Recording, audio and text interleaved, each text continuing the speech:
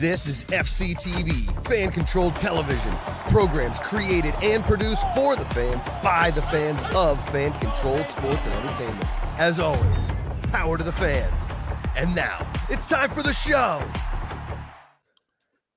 Woo! You're damn right it's time for the show. Yeah! Get your underwear on. Put them onto your body, all the way up your legs this time. You're going to need them. It's time for the show. Yeah! Oh, I'm getting an echo. Is that on your end? No, that we covered that a couple weeks ago, Kenny. That we're not doing that anymore. It's Bad Batch this time. That's right. Bad batch. Real quick, talking about underwear. Do yourself a favor and go to the YouTube and just type in Seth Rogen rap. And there's a video from like 2015 of when they were doing a press tour for the movie the night before, and Anthony Mackie, Seth Rogen, and Joseph Gordon-Levitt are on Sway in the Morning. And I don't know if you know who Sway is. He used to be MTV VJ, but it used to a radio guy in New York. And the hook of this show is that people come on the show. It's because it's usually rappers that are on the show. They come in and they freestyle. And so they get them all to get on the mic, and Anthony Mackie can actually rap, and then Joseph Gordon-Levitt, and then they have to convince Seth to do it. And when he does it, it is very funny. So just check that out. Very much looking forward. Now. Don't do it now. Do watch us, because this is Fan Control Fandom, baby. Hi, I'm Kenny Stevenson. I'm Alex Enriquez, and I want to reiterate, we aren't instructing you to leave the broadcast now. Stay here, watch us. We will let you know when it's time to leave and not watch us anymore. But right now, it's fan-controlled fandom. Hi, I'm Alex Enriquez. Yeah, hi. If the clip I was just talking about was like safe for Twitch, we would just go watch it. But it's not safe for Twitch, so we're not going to go watch it. But hi, yes, we are. This is fan-controlled fandom. This is everything in the cape space. This is people flying around fighting people in capes. People fighting dragons in capes, people flying around in spaceships in capes, much as they are not doing. I don't think there's any capes in this episode. Oh, no, there is, but there's definitely a robe.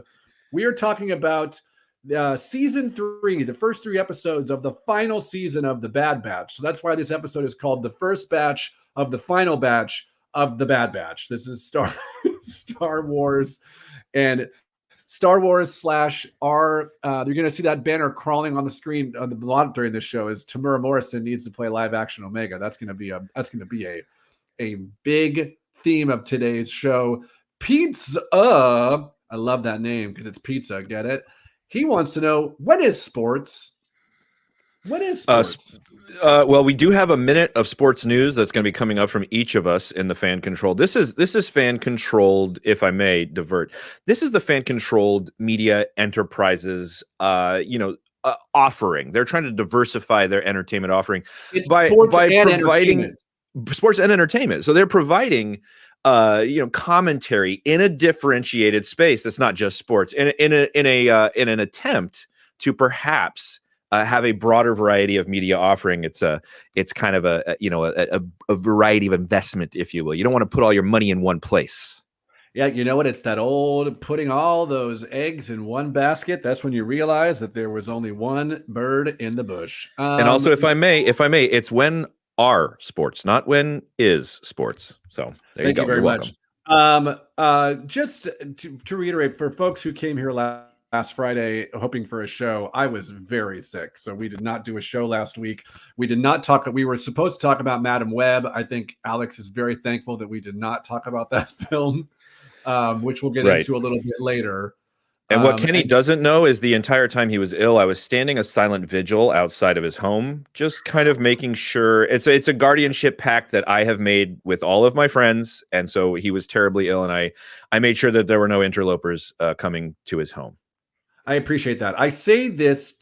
I don't even have to. I say this because we're about to do the quick pieces of nerd news, and the first 2 things we're going to talk about are things that we probably should have talked about last week, but we didn't get a chance to talk about them, and we need to talk about them. But first, we got to play the quick hit stinger. This is the quick pieces of nerd news, and it's about to explode in your eardrums. Are you ready? I've got my finger to the sky.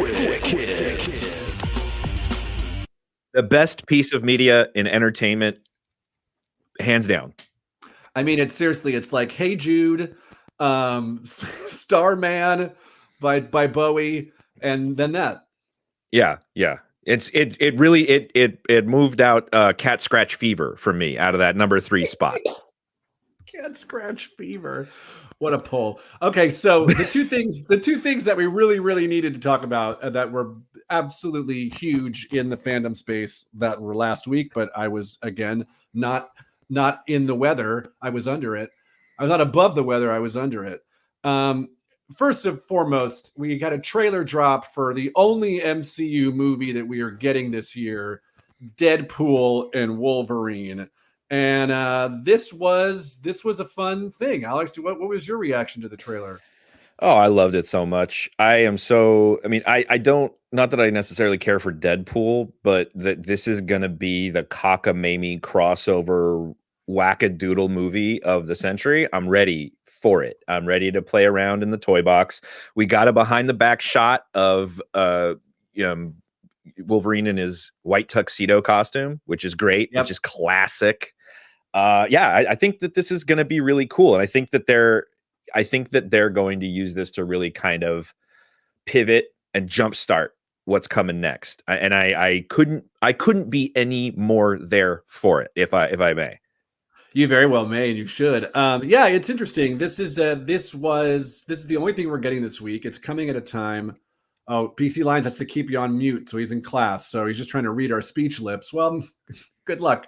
Hold on, let me say olive juice to BC. Remember that old I have to step outside, everybody. Sorry, I informed Kenny before the big broadcast started, but I'm receiving a delivery. This is the only time they could do it. They're fans of the show. They know, but so hi to everybody out there. I'll be right back. I'll be right back. And I'll just start off by saying, in terms of my reaction to this trailer, this was something that I, did not have any idea what to possibly even expect from this trailer, and to get it as right away, we are getting kind of the perfect melding of the Fox and the MCU via the TVA, which is kind of how we are letting the audience know that this is how we are going to start pulling these things together and pulling these things into the MCU continuity is through the TVA. And we go to the TVA, and the fact that we know, because Mobius is not there, God, I would have loved to have seen Owen Wilson come in this trailer. Would have been fantastic, but who's to say he won't show up? But to have this trailer to see in the TVA, Matthew McFadden, I think it's McFadden, from Succession, Tom Wambsgans, who is he was a wonderful actor before. I don't know if he's been on many things before, but just dominating as Tom Wambsgans. To have him then be in the TVA was great. And then we have kind of positing this idea that Deadpool is going to just be able to play in this sandbox. We're going to let you be. And then he literally says Marvel Jesus. And there's conjecture. I'm waiting for Alex to get back. I'm just kind of doing, as we say in the business, drawing it out. There is a lot of things I would recommend going to watch Eric Voss's full trailer breakdown on YouTube through New Rockstars. I'm not gonna personally do that, but a lot of things came up in that as here he comes, I think maybe, as there is on screens being shown specific pieces of the Avengers, but specifically being shown a lot of stuff from Avengers Age of Ultron, which is a film that opens up in the snow. And then we do see Deadpool later in the snow. So this might imply that we are going to put Deadpool into Avengers Age of Ultron, mess around with that a little bit. And then we are seeing a bunch of things that I think a lot of people are conjecturing, because at one point he turns and sees kind of a smoky thing off screen and says the F word.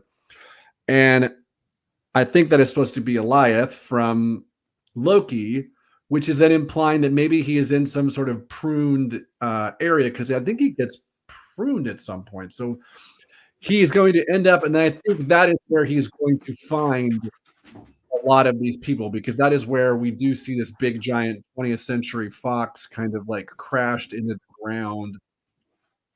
I think we're going to get a very, very, very meta movie that might be a movie about a movie about a movie.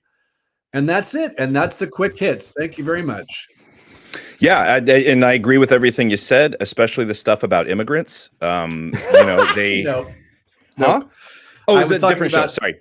I was talking about Deadpool and Wolverine. I actually said quite a lot. I mentioned about how in the I mentioned Matthew McFadyen. Absolutely. Seeing him show up in, as much as I would have loved to have seen in the TVA to see Owen Wilson, I would love to see Owen Wilson and Ryan Reynolds do some work together. That would be kind of crackling at its peak. But to have it then be Matthew McFadyen, I was like, oh my God, that's fantastic. Tom Wambsgans, love him. He's terrific. And then I mentioned Eric Voss's trailer breakdown. Did you watch his full trailer breakdown? I was going to recommend that to everybody. Not that we don't mention them every episode, but it really is a terrific breakdown. It really is. And the things I think we got that we can see is that specifically the biggest pieces that my takeaways from it were the fact that when he says, Matthew McFadyen's character says, or Fadian? Matthew McDonald's. I call him Matthew McDonald's. Matthew I'm loving him. Freddie Airmail says Duke with the open buttons today. Open every day. It's an open. His chest is a literal open book. I try to button these buttons, and my chest hairs undo them. I can't. You can't. Yeah, my 15 chest hairs reach through and undo the buttons. Incredible stuff. No, so when he has Deadpool in the TVA and he has him facing all these screens, Eric Voss specifically points out that most of these are showing scenes from the beginning of Avengers Age of Ultron, which is a movie that begins in the snow. We then see a bunch of images of Deadpool fighting in the snow. So this implies that he's probably going to end up in that movie piddling around. And then there's also a scene where Deadpool, the only time we get the F word in the trailer, is he's looking off something off screen, and you can still see a little bit of like smoke, which implies that it's Eliath, which is in the pruned area. So then this is what has posited Eric Voss to posit, is that all of these Fox characters are going to be in this like pruned area of from Loki. In that area is where you're going to find, including, we see it in the trailer. We've talked about this before. There's that whole like 20th Century Fox logo is basically in the ground, and you can see it in the trailer. Not only that, but there's an issue of Secret Wars on the ground next to Deadpool's head at the very end of the trailer. Like, I think it's perfect that in this time when everybody's having superhero fatigue, and I think that bringing in this more meta element where you're going to have one or two characters aware that they are comic book characters being watched in a movie that's been adapted. And there's been a successful and failed attempts, and what that kind of more meta narrative structure is going to mean going forward in like the MCU, what they're going to reckon with, and what kind of stories they can tell. It might be more resonant, deeper storytelling as a result of this, that it doesn't always have to be, there's a spot of trouble, good guy saves the day, bad guy loses. Yeah, I think it's just the timing on this couldn't be better, because I will say, I was having a conversation with someone about this week, because we, being a Sony employee, we, everyone's talking about Madam Web. Well, but just get ready for the sponsor messages, because your company has a lot to say. Get ready for the game too. Anyway, to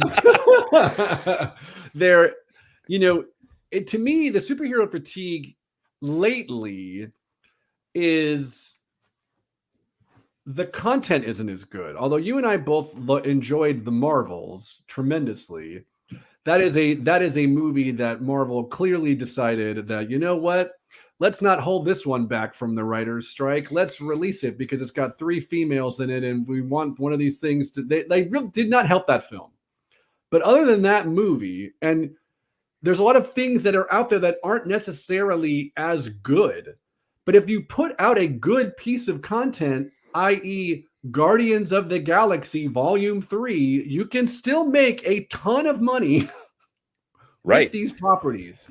It's just about what we're doing. So I think Deadpool being able to be so like breaking the fourth wall, so commentating, so self-aware at this time, whether or not you like the level of jokes. I did think the pegging joke was pretty great at the beginning, but I think this is like the timing on this could end up being a total coup for Marvel. I agree. I think that that's why they've cleared the runway. I think at the end of this phase or this year or whatever, that you can be on an earnings call and just point to Deadpool 2. The MCU's doing great. Deadpool 2 made $2 billion. Deadpool and Wolverine. And Wolverine. Yeah, I love that. And it just puts paid to this whole thing. Like, how long has it been since Hugh Jackman said he was walking away from the role, he wouldn't ever do it again? And now, like, so they gave him not only something I'm sure was interesting enough, but a dollar figure interesting enough. We're talking like executive producer, first dollar, if not more. I mean, he, at this point in his career, could probably negotiate a deal whereby he gets money off of every X-Men movie that comes out of this. Oh, I'm sure. There are deals there that people structure these deals. If you have a franchise and you're a big enough star, you go, well, you didn't make it without me, so I want a piece of whatever's going forward. And something that's going forward that we also got last week is the announcement, something that we've talked about many times here on this podcast and this just show that we're doing. The Fantastic Four cast was finally announced, and there's a lot. You can watch Eric Voss's breakdown of the image that he does that basically tells you what a lot of things you know about this movie. Incredible stuff. But yeah, it was finally confirmed. Pedro Pascal as Reed Richards, Vanessa Kirby as Sue Storm, Jonathan Quinn as Johnny Fire Guy, and Eben Moss Baccarat as the Thing. This is confirmed. It was announced via a Valentine's Day post. And we've already talked about how good this cast is. So I don't know. Do you have any final thoughts now that it's finally final? I've got such a place in my heart for like mid-century art, design, everything. You know, the redoing of the Marvel logo and everything about that image was so like in that zone. There's a comic book artist named Doc Shaner that it really reminded me of his work, very, very much in that sort of bright smile 50s, 60s sort of aesthetic. And it's really encouraging to me. It tells me that they're going, a little bit about where they're going. I'm sure these people are probably a group from the 60s who gets time displaced to modern day or whatever. But just what they're choosing to angle at based on that image is so, I'm very encouraged by it.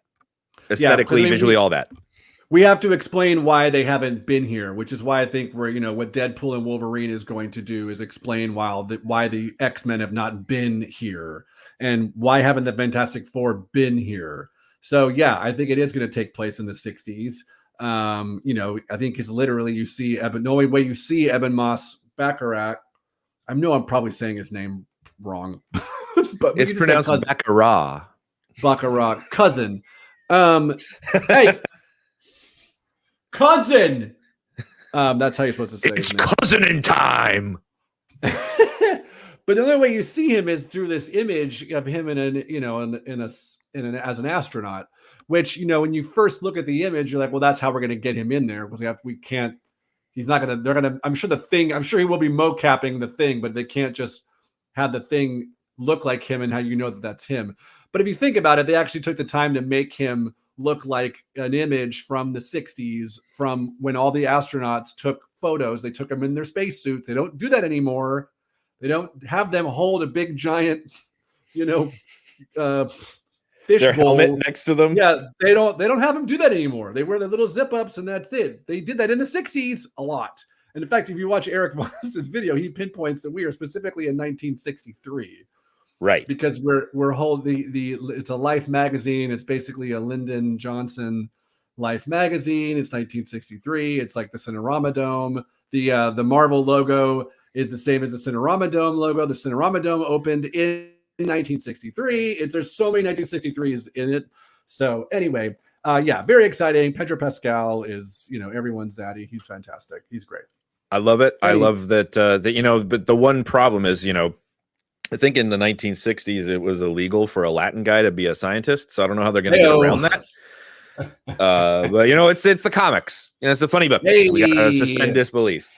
Funny books. Another movie that just started production. I know you're excited about. Now we have stuff for this week. Superman Legacy. There was a picture that I believe Nathan Fillion took a picture of the whole cast, revealing that Nicholas Hoult had actually shaved his head because he is playing Lex Luthor.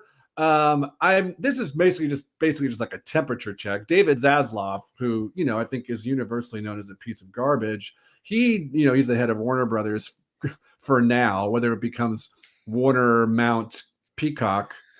We're already muted in Canada, man. You got to watch your mouth.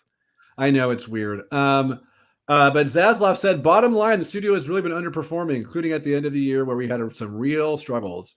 But we're very optimistic about this year, and this has given us a chance to have a lot of upside in the next 2 years, talking about the DCEU. And I don't know, just temperature check. How excited are you? It was a good reminder to me, looking at the cast list in that post, because I think in one of the posters that put it up just named the characters in the photo. Here's Lex Luthor, Metamorpho, Hawk Girl, the Engineer, Guy Gardner. Like these are deep pull background characters that I know about because I've been reading comics for 85 years. And that's right. You are 97 years old. And don't I look good? Here's the secret: smoke cigarettes. I've that's not true. About that. Go ahead. Don't smoke cigarettes. Don't smoke cigarettes. That's not true. But yeah, I that's just tickling me, and in a way that seeing the billboard for Black Adam that had him fighting Hawkman just made me go, oh, I'm not going to have fun with that. This is I'm really encouraged by. Freddie Airmail, it's Hawk Girl, HAWK girl, not hot girl, HOT, Hawk Girl with a K. Seeing the whole cast together, like taking a selfie, and the fact that guy playing Superman, whatever his name is in the back. James Mangold. Yes, it's James Mangold is playing Superman. But he's like in the far back of this photo next to Nicholas Hoult, just kind of like poking their heads in. But just seeing like Nathan Fillion and Rachel Brosnahan and just seeing all these different people there was like, okay. And then James Gunn in the middle is just like, it's just a reminder that like we are in good hands now. Let's go make this thing. Let's see what happens. Very exciting. At the end of the day, it's just the work of this creative person is work that I am excited by, and that's sufficient. Zack Snyder was not somebody whose work excited me. Nobody really that they've announced was anybody that I was familiar enough with to know that their work I should be excited about their work in the former DCEU. But now James Gunn, in Gunn we trust, baby. In Gunn we trust, and some things that we don't trust is Hollywood. And Hollywood, way back to Thanksgiving 2022, we did our turkeys show. We talked about a couple properties that keep trying to make happen, even though nobody wants them. One of them that I keep talking about is the Terminator franchise. This is a franchise that they keep trying to make sequels to. We had 2 good movies, and we've had like 5 attempts to make something after Terminator 2, and it's kind of a reminder that we should have stopped there. But in a recent interview with Linda Hamilton, aka the star of Terminator 2, who they got to come back and do it one more time for Terminator Dark Fate, she said specifically, she told Business Insider, and these quotes are just fantastic. She said she's not interested in reprising her role for any further potential reboots. She said, I'm done. I have nothing more to say. The story's been told and it's been done to death. Why anybody would relaunch it is a mystery to me, but I know our Hollywood world is built on relaunches right now. I'm just fantastic. Although Schwarzenegger did say the franchise is not done. I'm done. Can we just listen? Can Hollywood just listen to this, please? The what worked about Terminator and then Terminator 2 is that they did something new.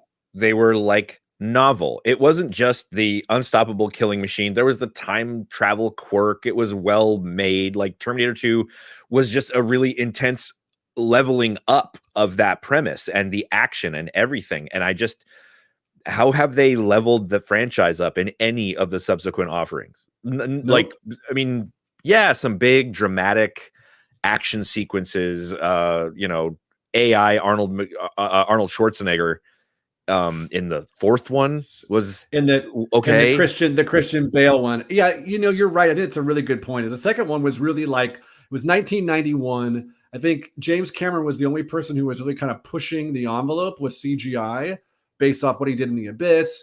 And then he comes out with this, and it was truly effects that you just had never seen before.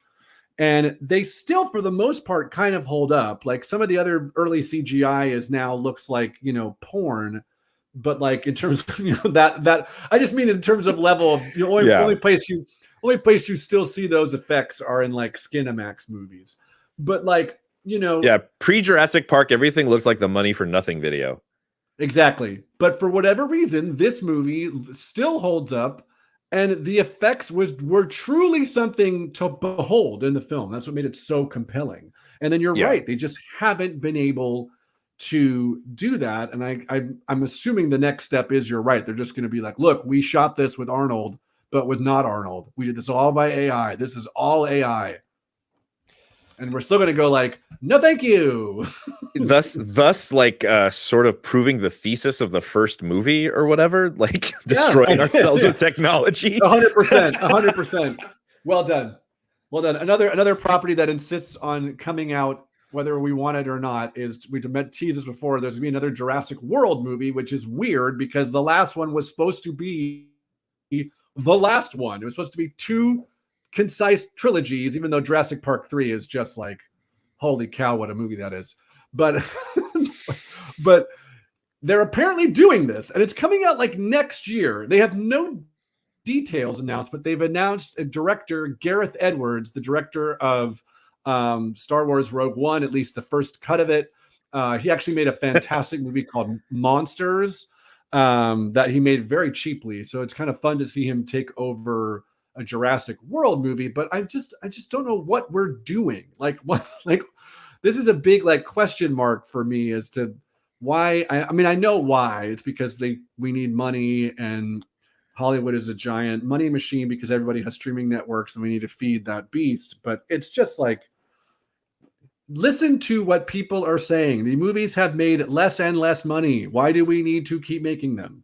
Well, I think that they want to reboot, right? Isn't this supposed to be a complete reboot of the series? Something like that. But you need to have some more time passing between. You can't have like 3 years in between movies to do a full reboot.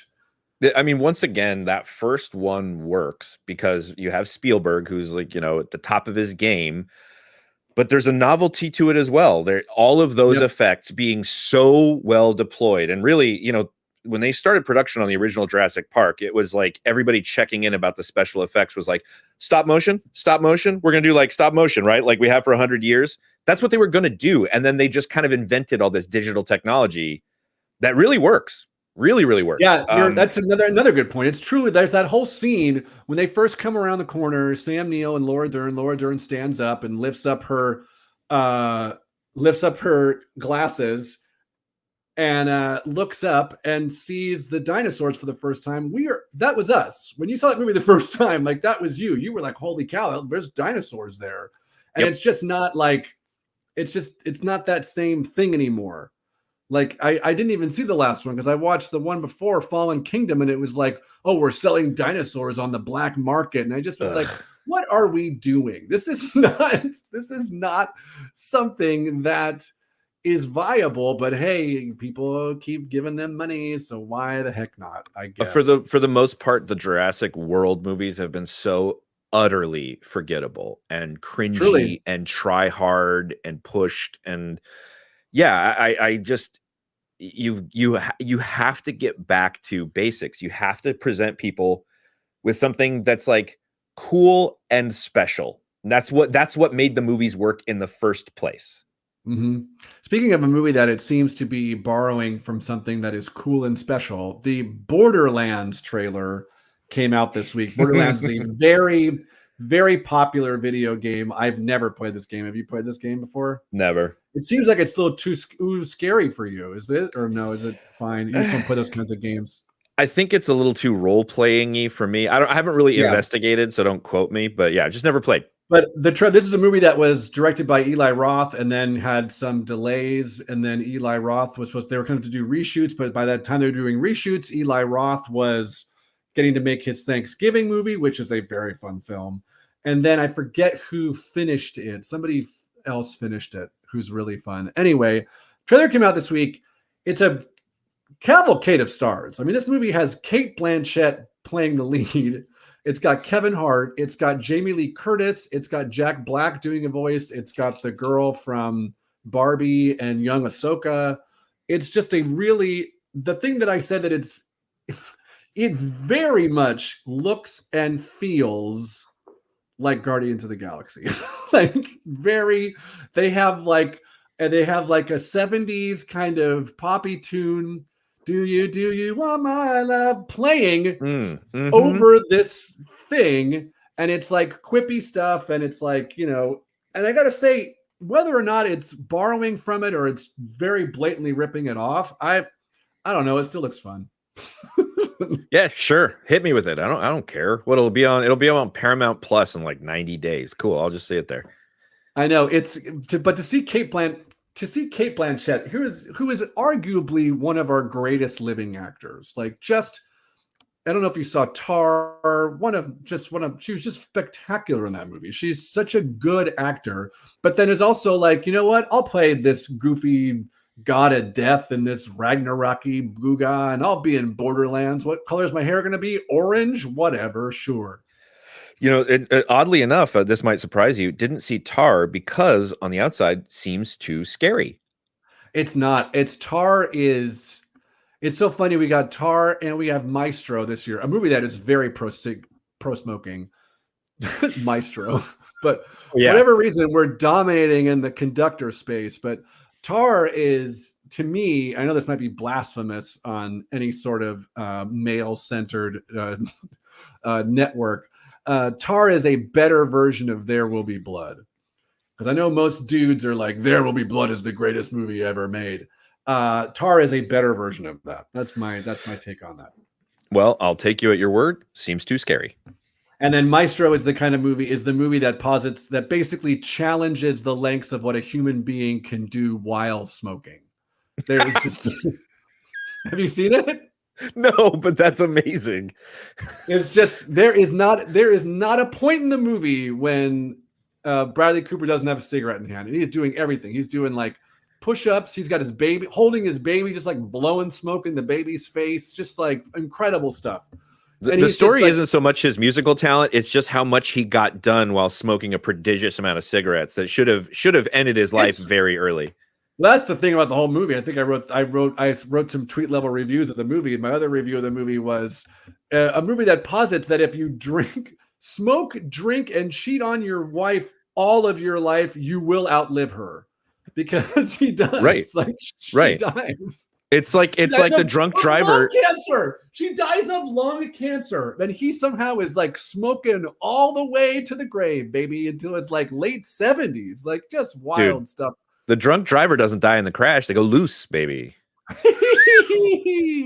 All right. But before we get sued for that comment, let's go. This is on the fan-controlled sports and entertainment network, fan-controlled sports and entertainment Twitch feed, YouTube feed. This is where we talk about one piece of sports news to appease the sports gods of our network. Alex, take us out to the paddock Formula One racing. Well, exciting developments as preseason testing got underway. Drivers in cars for the first time in 2024. Very exciting stuff. But one of the preseason testing sessions was cut short as a car, once again, reminiscent of the incident in Las Vegas, if you'll remember, pulled a drain cover out of the ground and damaged the floor of a Ferrari car. Once again, Charles Leclerc and Lewis Hamilton both hit debris that was the result. Now, this does ask, we've got 2 more years under this ground effect, really ground effect focused car, and 2 major incidents that are as the result of that before we change formulas in 2026, and with no real differentiator in sight. And so people are wondering if this is just going to continue to happen as unreinforced bits of the street are pulled up by these machines that, instead of deriving their traction from being pushed down, are deriving their traction from being pulling up. Little science for you. Back to you, Kenny. My head hurts just thinking about it. I'm not going to talk about Arsenal's week this week, which they won. They started the week by winning, I believe, their 6th Premier League game in a row, and then losing in the championship knockout round in the Champions League. But it was announced this week that Arsenal, Liverpool, and Manchester United will be coming back to the States for another preseason tour. They did this last summer, in which the teams kind of traveled around and played a bunch of other big world teams from Barcelona all throughout America. It was very successful, and they're coming back. The Gunners, I'm very excited to say, they will play Manchester United first here in Los Angeles at SoFi Stadium on July 27th. I'm going to be looking to get my tickets to that. It's going to be a very fun event. This was a very successful event. It's basically like preseason. So you're going to get your favorite players for, I don't know, roughly 10 minutes. And then you are watching a lot of the bench players. But for those of us who don't get to see their English Premier League teams real live, I should say live, because we're not in the same country, it's nice to have them come to the City of Angels. Alex, that's my news. You'd think that with all of the effort to internationalize American football, I mean, we're going to have like season opening games played in Brazil this year, that they do a little more to put like in-season soccer, at least one game in New York. Just do it. I think that'd be too hard, because the Premier League is so dependent upon, unlike any of our leagues, I think maybe with the exception of like the Green Bay Packers. If you've watched Welcome to Wrexham, where these teams are located, especially if you're a non-London team, that is like, it is the heartbeat, the blood of the town. And to have them play a game that is not within a 3-hour drive, because, England is not a massive island, but most teams are at least 3 or 4 hours away. That would be a big deal to some folks to have to come in the middle of a season, because people would travel. They'd have to buy plane tickets and all the things. Next time, win a revolution about it, Oh boy. Okay. Let's go. 1776. Alex, this is the point of the show in which you teased this earlier. This is when, we're pounding the gravestone, pounding the grindstone, looking for all, but it could be a gravestone in this case, the grindstone for all kinds of advertising for our show. Alex, who's our sponsor for the week? Well, with all of the buzz around Madam Web, Sony has decided to launch a whole new slate of films and projects within their roster of Spider-Man universe characters. How close this is to my game, but go ahead. Okay. Well, next we've got, of course, Kraven the Hunter, which is a twist on the tale of one of Spider-Man's most deadly foes. Then we've announced Spider-Man 4, which we don't have a title for yet, but they're really excited for Tom Holland to come back.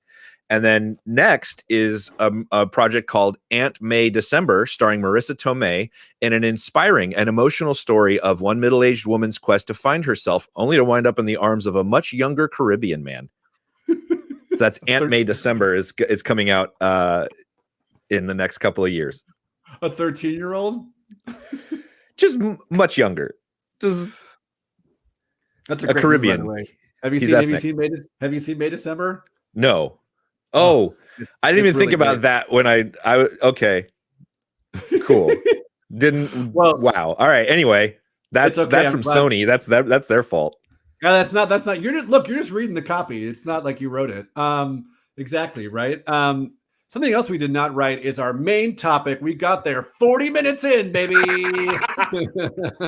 We're the best. Mean. We are the best in the biz. We are here to finally talk about The Bad Batch. Star Wars, The Bad Batch. We have the first batch of the final batch of The Bad Batch. This is season 3. This has already been announced as the final season for The Bad Batch. Disney Plus dropped the first 3 episodes for the show on Wednesday night. I'm going to give a quick recap. Pray for me. Actually, these aren't too bad. I'm going to do a quick recap of all 3 episodes. And then we'll talk about it. But here we go. Pray for me. Here we go. Episode number 1 is called Confined, directed by Saul Ruiz, written by Jennifer Corbett. Following her capture, Omega becomes part of the Imperial cloning division against her will. One of her tasks consists of taking blood samples of clones alongside Emery Carr, who is also a clone. However, Omega becomes suspicious when Emery also takes Omega's blood, only for Nala Se to discard the sample in secret. She also evades the guards to speak with fellow Bad Batch member Crosshair. That's a thin thing to say, Bad Batch member. He hasn't been a member since the show started. Who vainly attempts to discourage Omega from escaping Mount Tantus and befriends a Lurka hound named Batcher. When the Imperials decide to euthanize Batcher, Omega frees the hound, which escapes into the jungles of Wayland. Dr. Hemlock warns Omega that further defiance will result in consequences for Crosshair. Episode 2, Paths Unknown, directed by Nate Villanueva, written by Matt Minkonovitz. Wow. After gaining intel from the Duran crime family, Hunter and Wrecker travel to an abandoned Imperial cloning facility Hemlock was in charge of. The pair runs into Mox, Zeke, and Stack, clone cadets that were held prisoner by Hemlock before managing to escape as the Empire destroyed the facility. Zeke helps Hunter and Wrecker enter the facility while evading Slithervines, an Imperial experiment gone awry. Meanwhile, Mox and Stack manage to find the Marauder. While Zeke is gathering intel, the trio are attacked by the Slithervines, which are revealed to be the tentacles of a huge monster. Mox and Stack are able to extract the 3 before defeating the creature with explosives. Hunter then promises to take the cadets to Pabu, which was the island territory from the last season. And finally, pray for me. Episode 3, Shadows of Tantus, written by Stuart Lee, written also by Matt Minknovitz. Emperor Palpatine travels to Mount Tantus to learn about the progress of Project Necromancer. After Emery takes a sample of Omega's blood, Nala Se warns Omega that she is in danger and urges her to escape using a data pad with access to the facility and its shuttles. Omega frees Crosshair. Upon learning that all shuttles are grounded because of Palpatine's visit, they escape through the Lurka kennel chutes to find a crashed shuttle. Emery attempts to stop them, but is stunned by Crosshair, inadvertently triggering an alarm. After neutralizing the search team, Crosshair and Omega, joined by Batcher, steal the shuttle but end up being pursued. However, after learning from Emery that the M count required for Project Necromancer can be replicated with Omega's blood, Hemlock calls off their pursuit because they need Omega alive. Alex, those were all 3 episodes. What did you think of the episodes? Oof, first of all, Kenny, let's give it up, everybody watching at home. It's just to Kenny for Yeah, but you ran through it. It was an admirable job. I'm really having fun. I like this dropping 3 episodes or 2 episodes at a time kind of thing. Especially this arc was really effective in that way, and really the end of that 3rd episode came, and I was like, there's got to be another one, right? But of course not. I really like where they're taking this. I really like that they are making this count, and they are tying up loose ends in a way that is very purposeful, but not like pipe laying-y, if that makes any sense. I just continue to have more fun with this show, and it's like just another oh man, it's going away. It is. My dog is scratching at the door, and she wants to go out the door for some reason. Hang on for 1 second. As Kenny addresses his dog, I'm going to bring up one of our dogs that's not available for adoption today, but here he is. This is Lupo. His last name is Sprinkles, and he's very upset because he was just asleep.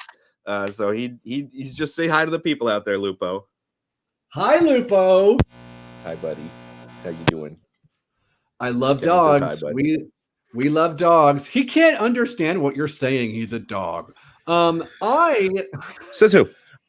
Says nature. I like these shows. Yes. I'm having a stroke. Oh no. Yeah, I found the first episode to be a little too table setty for my choice, but it's fine because I knew we were going to have more coming. The thing that I found kind of interesting about these 3 episodes that make it they're different than what an episode of this show traditionally is, which is usually some sort of like job of the week or kind of task that we have to accomplish. And it still has those elements, especially the second episode has this like, we are going to go here to this planet because we hear we might get some intel on where Omega is. Got it. But this show hasn't done there are like kind of season arcs, but there isn't a ton of like linear stuff in between episodes. But we were very much in these 3 episodes we're in a very linear narrative so far. But now we're split. It's interesting. It's going to be interesting to see where this goes next, because now we have 2 groups looking for each other. And if you add in the fact that they did mention that Echo and Rex would meet them there in like a day. So there's another thing there as well. We have the Bad Batch is basically split up all over the place, which I found interesting. I was like, only a show in its 3rd season could do something like this, where they just separate everybody. This is like very similar to like an Empire Strikes Back. This is very similar to The Last Jedi. This is like Star Trek Beyond, the 3rd Star Trek film, the new Star Trek reboot film, where we take the main characters, take them away from each other, and not of them. Like the Bad Batch, the actual Bad Batch that is out like working together is only 2 people. Like that was when there was at one point when Hunter and Wrecker were walking around, and I was like, oh, it's just the 2 of them right now. I caught myself doing that too. Just, oh yeah, because the one guy's in prison, the one guy's dead. Yeah, it's just these 2. Yeah, and they're both run really fun characters, but there was something I will say. There's something I did kind of miss about these episodes is like the thing that was so fun about these people, which is what kind of I don't know. I'm sure they'd already decided to make this a show before they gave him a 4-episode arc in Clone Wars, which for those of you who don't know, that's where the Bad Batch started. If you watch season 7 of the Clone Wars, the first 4 episodes or 3 episodes of that season is basically a Bad Batch arc. To give them their own show is because of their interactions and the way that they all kind of like each one of them presents one of their skills that makes it so they can get through whatever the challenge is of the episode. But we just don't have that right now. We got the strong guy and the leader, but we have no tech guy, there was at one point they were like trying to I can get data from this thing. And I was like, but tech's not here. How are you going to do that? And they did anyway, but it's fine because you got to move the story forward. But, it was just different. But I'm not saying I didn't like it. I'm very much on board with what's happening. And I love these characters a lot. I also love this time in the canon. It's very like a cool place to be operating in. Post episode 3, pre-Rebels. Yeah, like even Obi-Wan show. I mean, we're like, this is like only 2 years maybe after the Empire is taking control. So yeah, but I did kind of miss that. I did kind of miss the like kind of here's what we got to solve for the week, and then we're going to solve it, and they kind of work together and to make it happen. But you know what? Whatever, that's fine. It's all good stuff. It's all great. The dynamics between the characters that was like the whole point of the show, and I agree it is missing, but I don't know that I'm missing it because I see this as a connective piece that's going to feed directly into the Ahsoka movie, or not the Ahsoka movie, the Mandalorian Grogu movie. Really? This far out? Well, I think the Project Necromancer is going to have some sort of.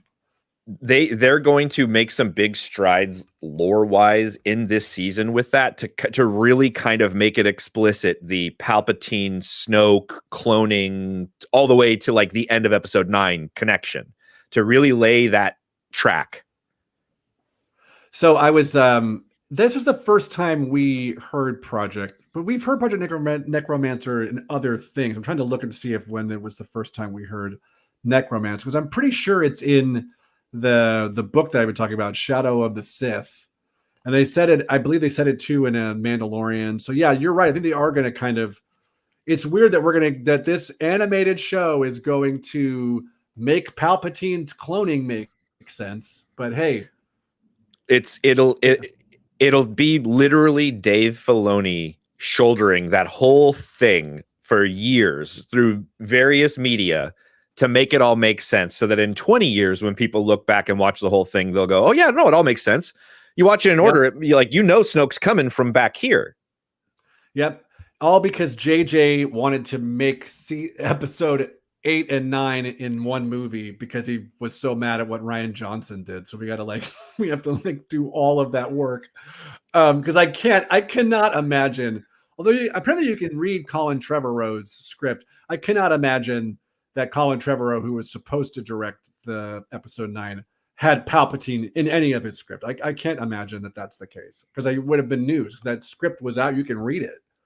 I believe he had it to be and even those early interviews with Adam Driver about how, which I think I said in this podcast a couple of weeks ago, was about how when the character of Kylo Ren was posited, it was posited him to be kind of an inverse of Darth Vader, whereas Darth Vader starts as all powerful, then through the course of the trilogy is softened up to the point where he can have his humanity again. And whereas Kylo Ren is kind of soft in the beginning and then supposed to have been at the end be this grand bad guy, which is what was set up. Anyway, whatever. I don't we could go back to why Rise of Skywalker, we're not going to have to live with this for the rest of our lives. But anyway, but that's the thing. That's the beauty of it, Kenny.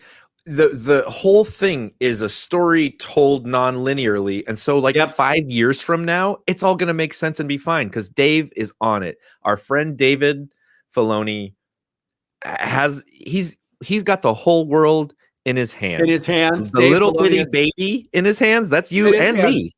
You and me, brother. Dave Filonius.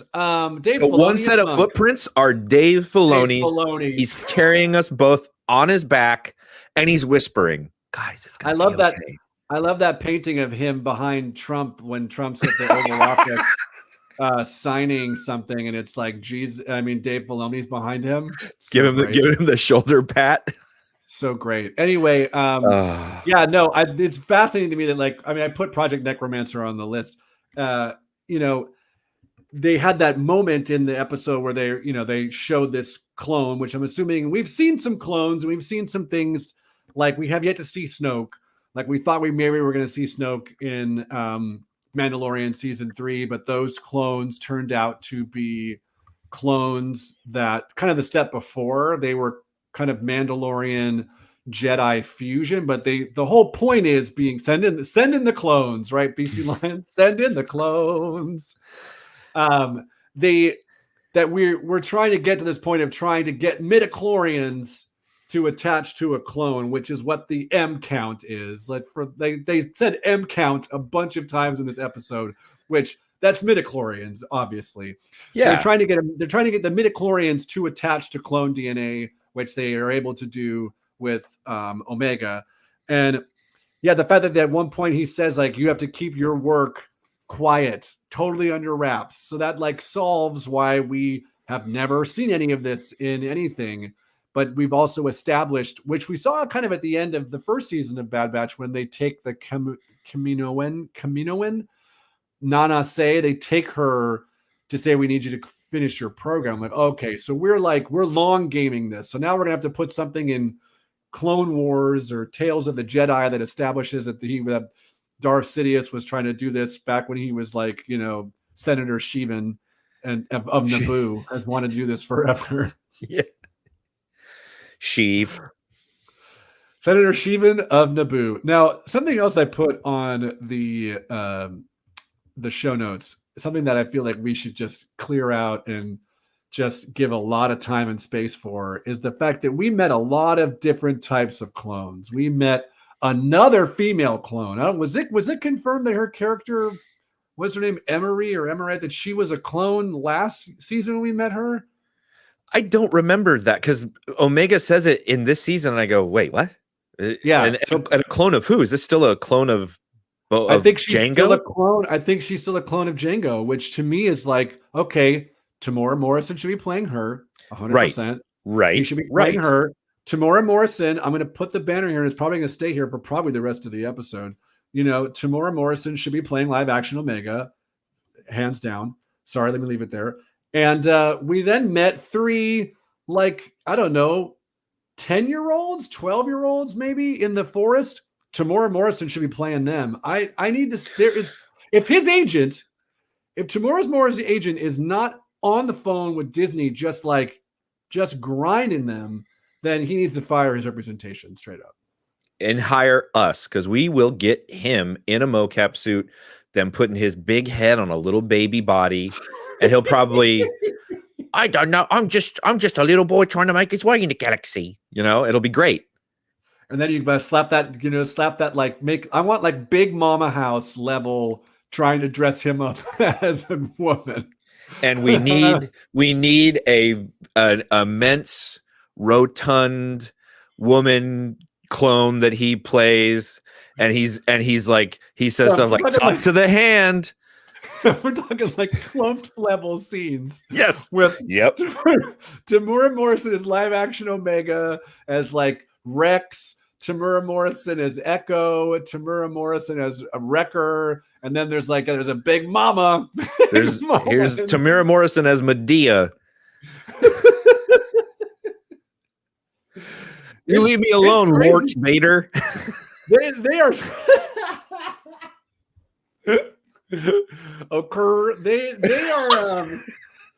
they are just literally like just putting tons of work, just like it's like a casting notice is in every episode. Like, look, here's some more characters that Tamora should be playing, and it's a crime. Like, as much as Kevin Feige has not put that boat, like, you need to just be taking all the things we can use AI to bring Luke back, and we don't need to have James Earl Jones come in and do voiceover, because we'll just have AI do it for us. Come on, man. Take that head and slap it on some young baby bodies. I want to see baby Tamora Morrison. Let's go. Slap those heads around. Let's do it. This guy can handle it. I saw a video of him jogging in New Zealand. He's great.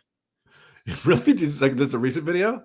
Yeah, these people roll up on him, and they're like, they call out to him. You know that thing where you roll up on somebody and you're like, hey, you're being a jerk, and they turn around like, oh, they do that to him, and they call him chief, and they speak to him in their language, and it's very cool. And he comes over and shakes their hands, but he's like out there running shirtless, just looking like a full structure, like an edifice. He's got the chops too. Like, if you're wondering, like, I don't know if like 2001 Tamora Morrison or 2002 Attack of the Clones Tamora Morrison could handle this, but I'll tell you what, he's got the acting chops, baby. He carried that. Boba Fett. I'm gonna say this, and you don't even like put Tamora Morrison in a Shakespeare thing.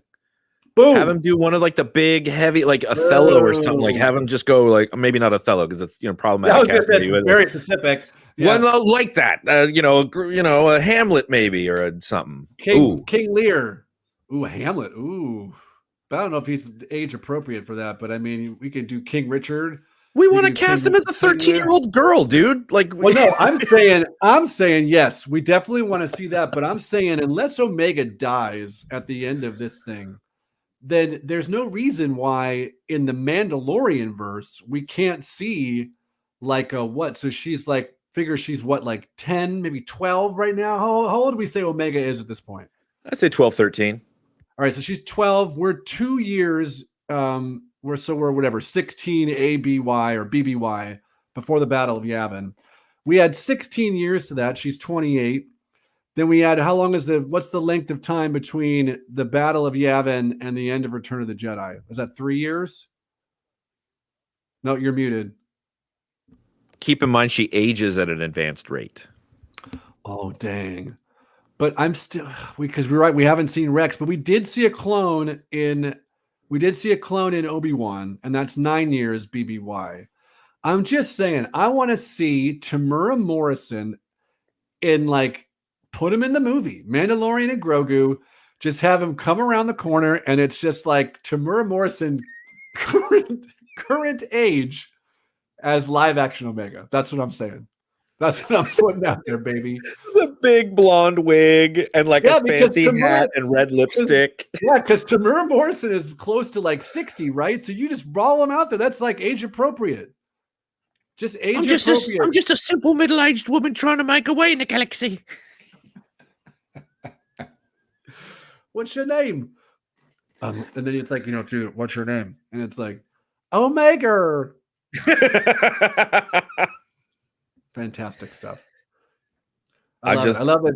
I love that we cleared enough time for this. This is the important conversations that nobody else wants to even touch. That we do week in and week out, baby.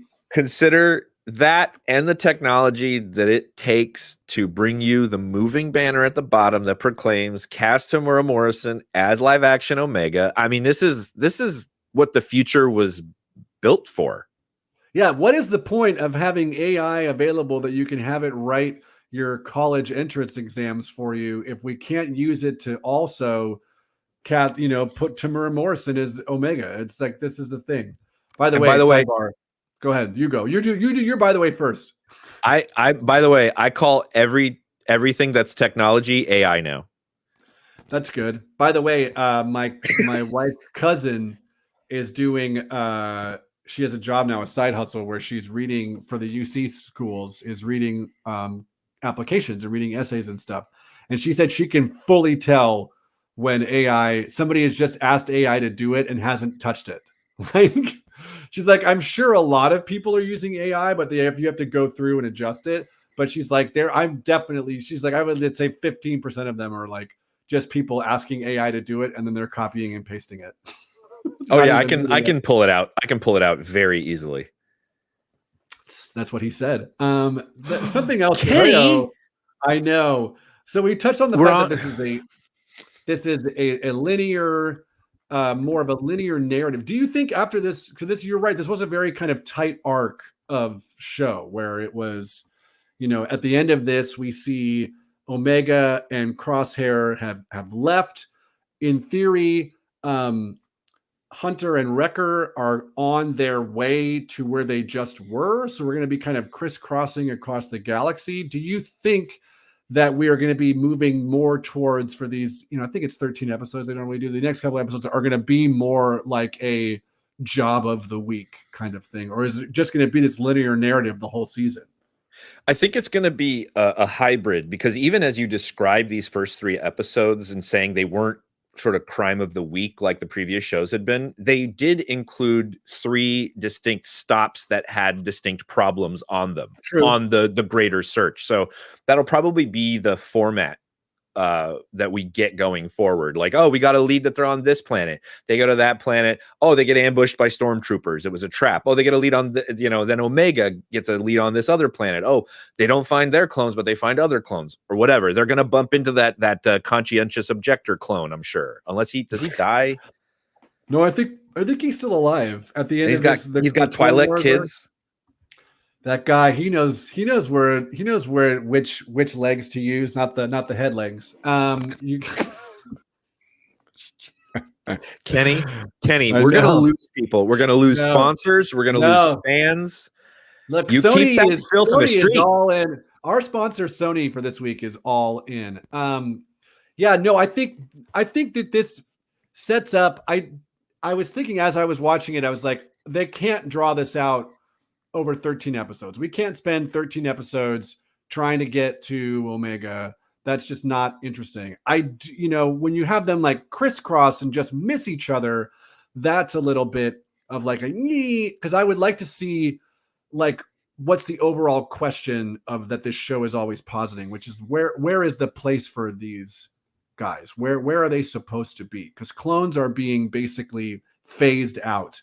And there's a bit of a larger narrative that was kind of teased in the last episode that I think, because Echo and Rex, or last season, I'm sorry, Echo and Rex are off basically trying to free clones, trying to get clones who are being held captive, who are being murdered, trying to have some sort of justice for clones. And we know from Rebels that Rex and a couple other dudes are just like rolling down like the desert planet in like tank tops. And yeah, dude. Gray beards, like super fun stuff there. They just look like a bunch of like older gay men out in Palm Springs. Yeah, They do, right? They do. Hey, they just need like the one diamond stud or like a little tight gold hoop, and that's hey man, look, if that's what you're doing, I'm all for it. Live your dream, live your love. I'm here for it. But yes, they very much seem like, because believe me, I did a play out in Palm Springs for a month last year. I'm very aware of the energy out there. But there is something to, I would love to see potentially, like at the end of this, some sort of wrap up as to like the clones are no more soldiers, stormtroopers are just people that we are stealing, kids that we're stealing from planets.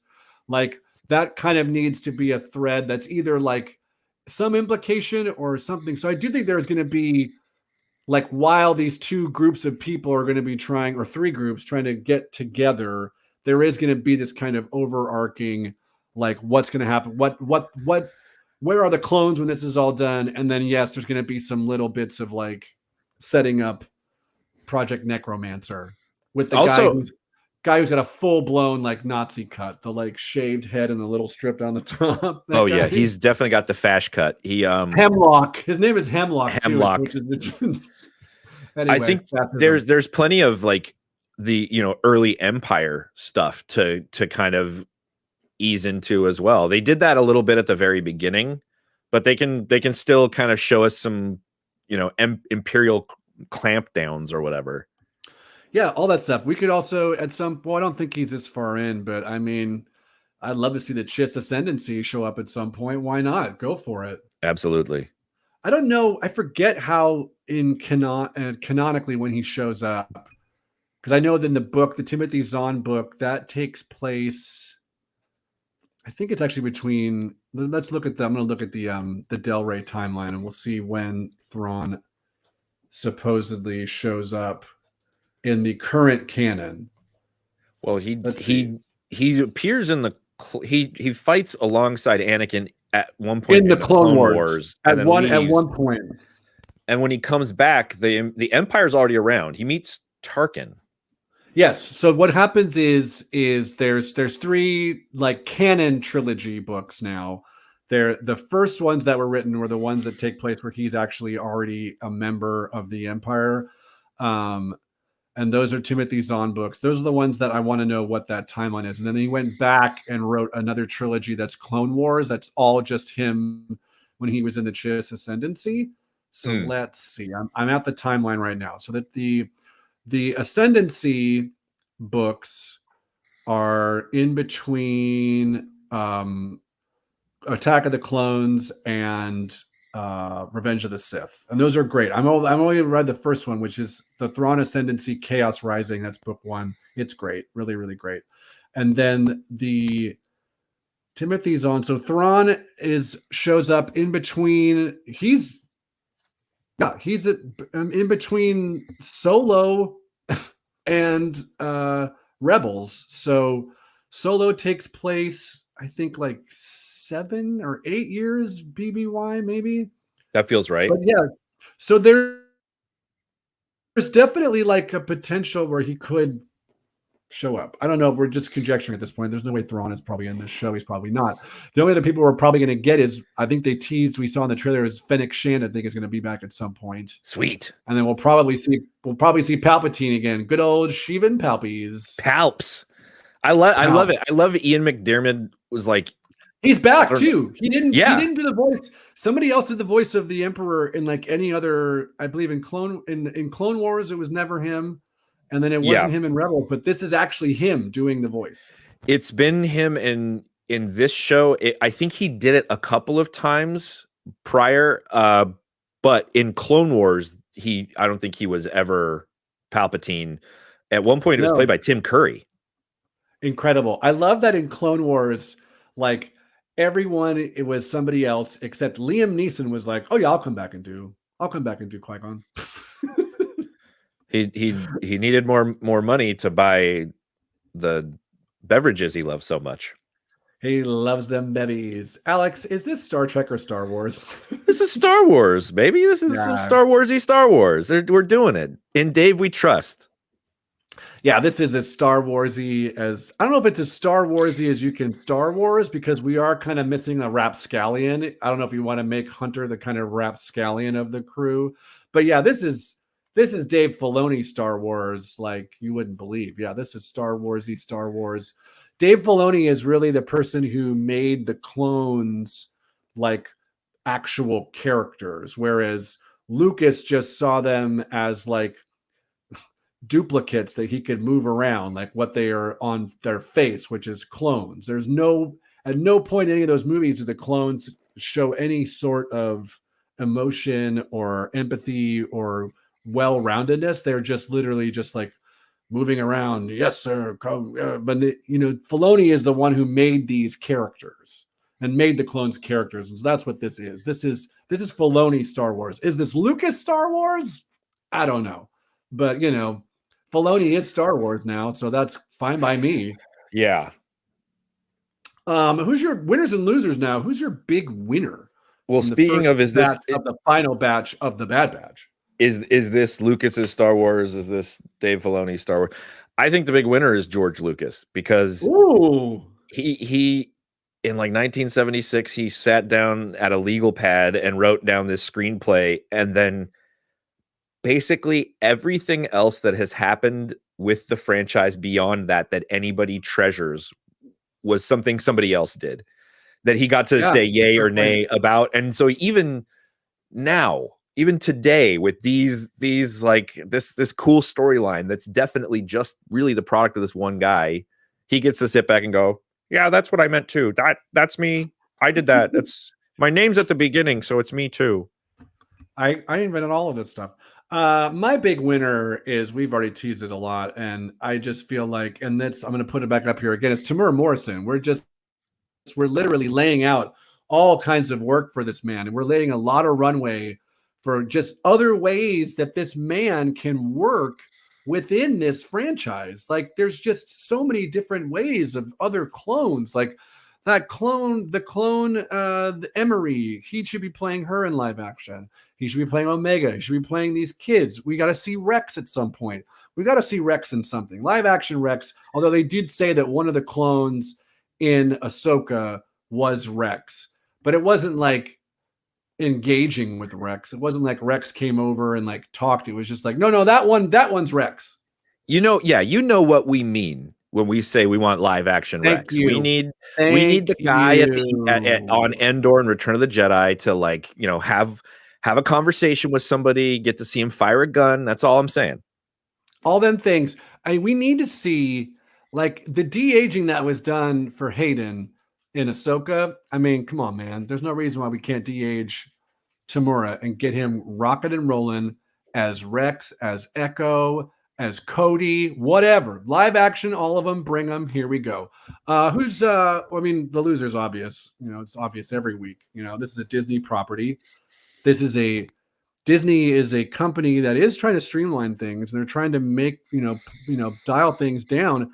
What's an easy way to streamline things is just mix your properties together. Take your two audiences and blend them together, and just have Sam Wilson Shrimping Boat show up in one of these shows. Period. End of story. If you're streamlining, what floats downstream sometimes is boat. Wow. That is a real clean way to put that out there, baby. I love that. You know what isn't clean? The action that's going on the deck of the boat between Bucky and Sam's sister. It's tasteful, but you understand that they're two very passionate people. Yeah, it's very tasteful, but at the same time, it's also extremely erotic. Anyway, it's good. It's Sam Wilson's boat. Put it in there. Kevin Feige. Look. I'm just prepping us now for this. If this boat is not in Deadpool, the amount of Googa we're going to get in Deadpool, and if Sam Wilson Shrimping Boat can't show up in Deadpool and Wolverine, I don't know what. There might be two people rioting in the streets. I don't like that word rioting. We're going to say uprising in the streets. And it might just be the two of us, but that's enough. That's enough. I'll tell you this right now, Kenny. I'll burn down the theater with myself in it. I don't care anymore. Yeah, Kevin, what's that called? I've got nothing to lose. What's it called? Seppuku, or what is it when you take the knife? Seppuku. Seppuku. Yeah, baby. That's what we'll do.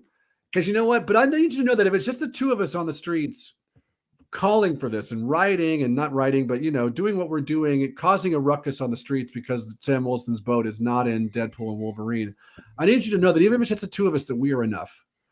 Because I am Knuff. I just wanted to say that. I just wanted to say that I am Knuff because my name is Kenny and I can say that. I can do that. That's great. We did it. First 2 episodes of the Bad Batch. I don't know if we're going to talk about Bad Batch next week because it comes out next week. What? We get to put our hands into a goofy popcorn bowl and fly to Arrakis, baby. March 1st is Dune. With Scott Jericho and all the people. Michael Atreides. Mike Atreides. No, we'll talk about that more later. But we got another ad read from Sony, right? Right. It's more of the upcoming slate of the Sony universe of Marvel Spider-Man characters.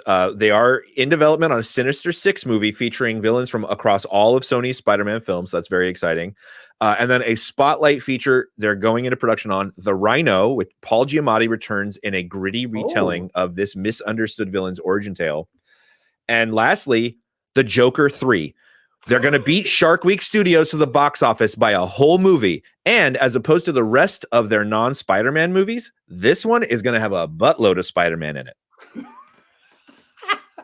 I actually want to see that. I actually would like that more than I want to see. News just came out this week that Joker 2 is the budget is at $200 million. It's just like, oh my Lord, I don't want that at all. I want that. I want my U positive way more. We're gonna keep the good Sony Madam Web vibes going with this next thing that we're gonna be doing here, because you know what time it is now. Oh, it's time for my second favorite piece of media in the world. Game time. Here comes the stinger.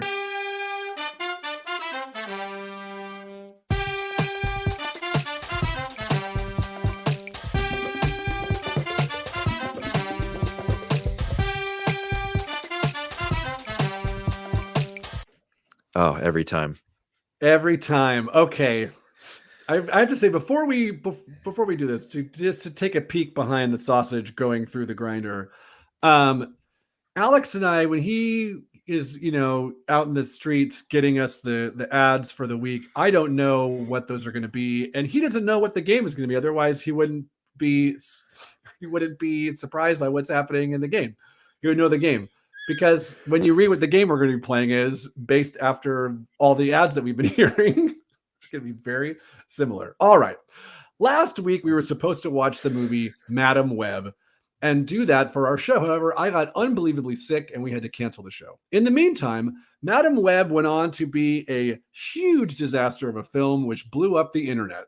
And we were going to do it this week, but Alex doesn't really enjoy seeing bad movies, so bad that they are good movies. So we're not doing it. We did the Bad Batch. I love So Bad They're Good movies, so I'm really excited to see this film. However, because this is contrary to your ads, because of the massive unsuccess of Madam Web, Sony has apparently already scrapped all plans to have Madam Web in any properties going forward. This was announced this week, which leads us to the new game that we're going to play. Damn, Madam Web's in that? Sorry, it's supposed to be damn, Madam Web's in that. The game is simple. I'm going to read to you a proposed project, and you have to tell me whether this was actually being developed by Sony or not. All right, you ready? Okay, let's do it. Madam Web 2. Is that a film that Sony was developing? Yes. Yes, they were. They were developing. That is now scrapped. The Sinister Six film that was to include Madam Web involving in taking part in bringing all of the Sinister Six together. Was that a movie that we were developing? No. That is false, yes. Bringing Madam Web into the Ghostbusters in a film titled Ghost Madamers. No. No, that's not true. Bringing Madam Web into the Bad Boys franchise in a film titled Web Boys for Badam for Life. No. No. Number 5. bringing her into the Jumanji franchise in a film titled Jumadam Webg Webcom the Jungle, where my mom researched spiders. Should be Webcom to the Jungle. Yeah, they were in development on that. No, they weren't actually. Number 6, bringing her into the Men in Black franchise with a film titled Mad Men in Black, but not that Mad Men. We mean Madam Web. Yes, they were actively developing that big time. Nope, they weren't. Bringing her into the Craven film. Yes. Yes, there was supposedly a potentially scrapped scene of her in the Craven movie, but that's not happening now. Number 8, bringing her into the Crunchyroll universe with the Madam Web Slayer Kimetsudam no Yaiba Web to the Mad Hashiara training web with spiders. Yes, they were going to vertically integrate all of that. Nope. Oh, shoot. But do check out the Demon Slayer movie out this week. And finally, number 9, you ready?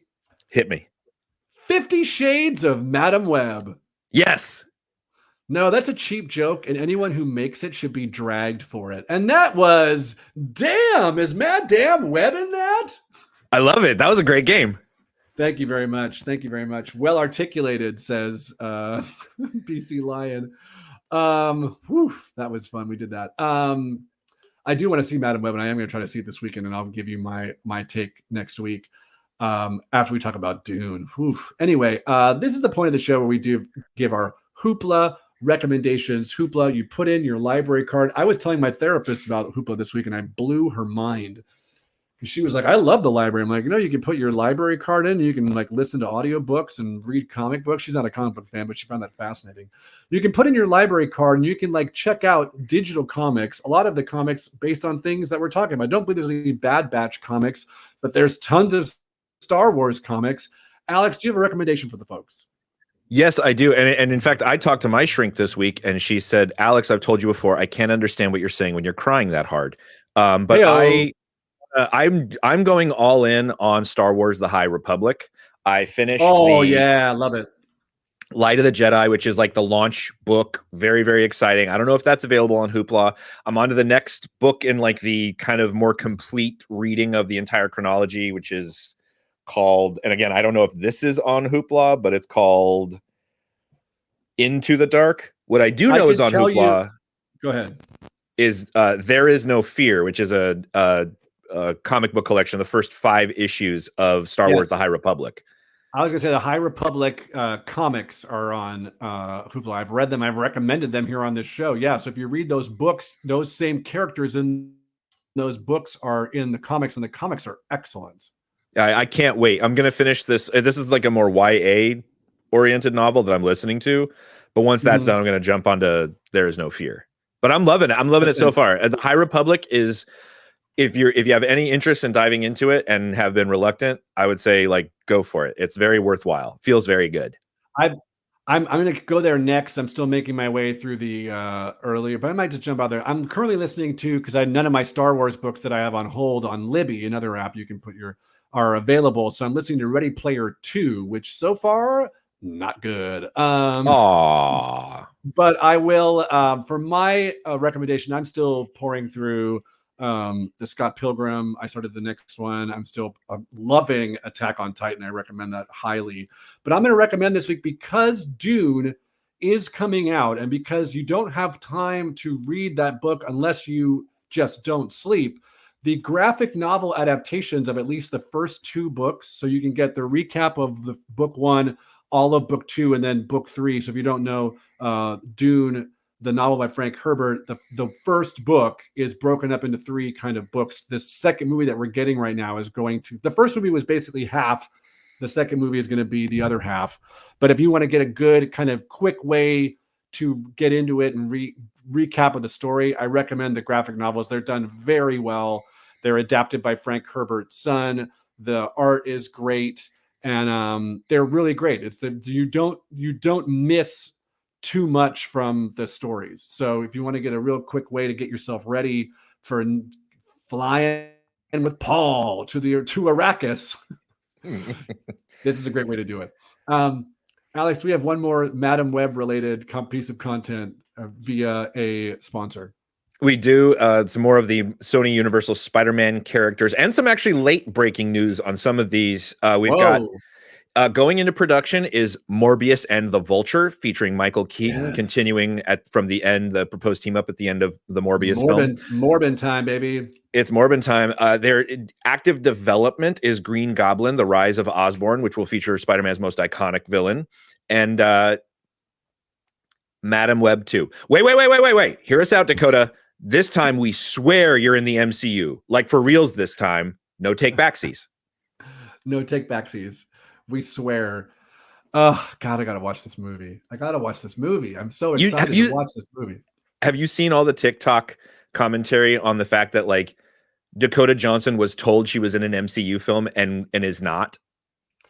I did not know that, but that's fantastic. If they told, I'm sure they were like, well, look, see, because Peter Parker is born in this movie because Mary Parker's having like a baby shower and you're in the shower and Adam Scott's that could very easily be Tom Holland. And here we go, done. So, and we've talked to Tom and he's open to playing the baby. BC Lion says the best book to get at your local library in Canada is The History of the Gaelic Athletic. Dude, do you know that I played Gaelic football, BC Lions? That's what the Gaelic Athletic Association, the GAA, is the Irish sports body. And I played Gaelic football for a whole summer and got my face broken. I broke my nose playing it. Fantastic. Alex, what did your dogs think of episodes 1, 2, and 3 of season 3 of The Bad Batch? Well, once again, Lupo and Millie were just happy that I was watching something that kept me home and out of the streets causing mischief and trouble like I'm prone to.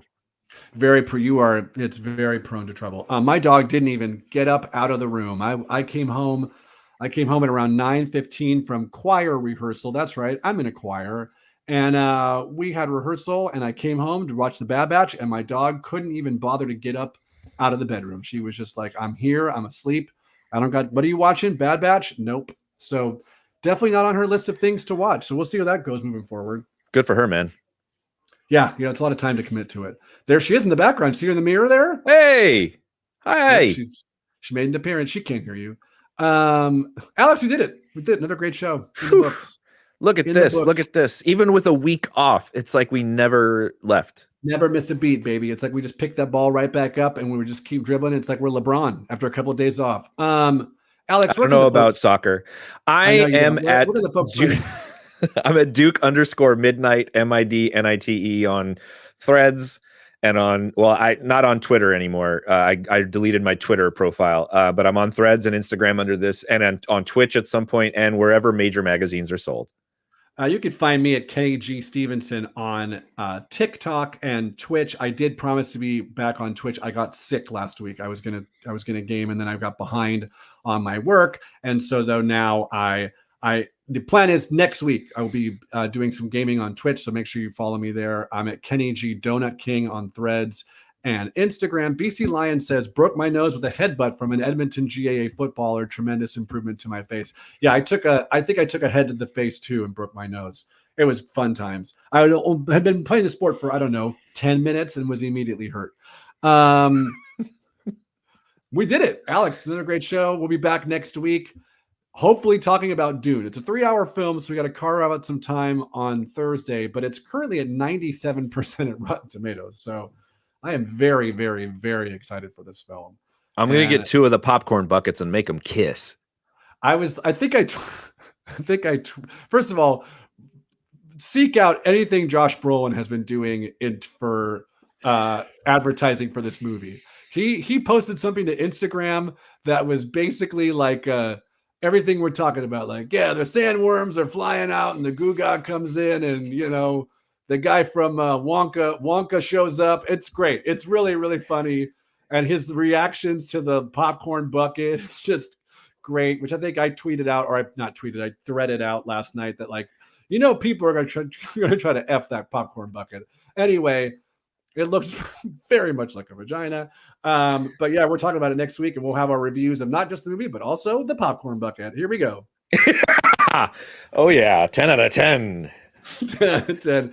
Alex, always a pleasure, sir. Likewise, and right back at you, Captain. Well, thanks for watching. It's no easy way to end these things, so we'll just say goodbye, bang, pistol guns, Bang, bang. and we're out.